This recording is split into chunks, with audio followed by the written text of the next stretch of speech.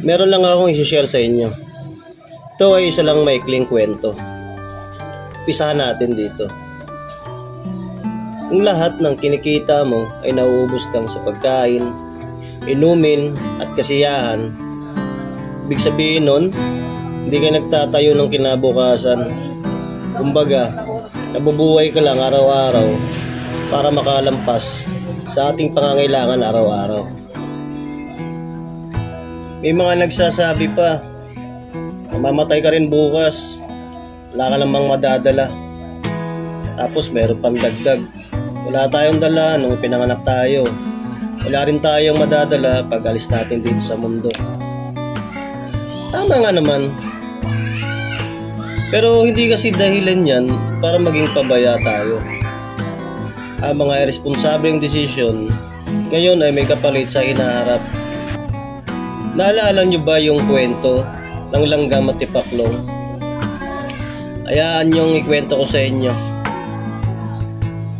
Ang langgam ay abalang nag-iipon, naghahanda para sa darating na taglamig.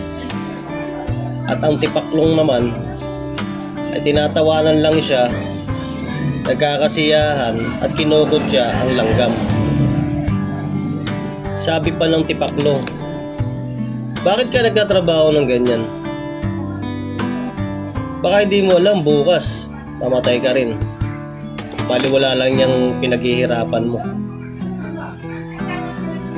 Umiling lang ang langgam, pero dumating ang taglamig. Walang pagkain at walang masisilungan ng tipaklong.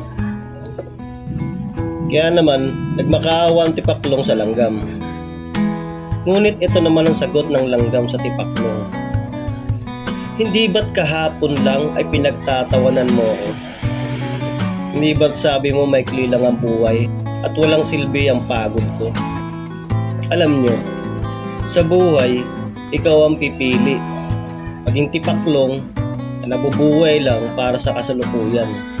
O maging langgam, tahimik pero matatag na naghahanda para sa hinaharap o kinabukasan. Isipin mo ang kinabukasan mo. Isipin mo ang pamilya mo. Di ka habang buhay malakas at hindi palaging may pagkakataon. Yun ang kwento ng langgam at ng tipaklong. Ikaw, paano mo gustong tumanda? Hindi ito tungkol sa swerte. Tungkol ito sa desisyon.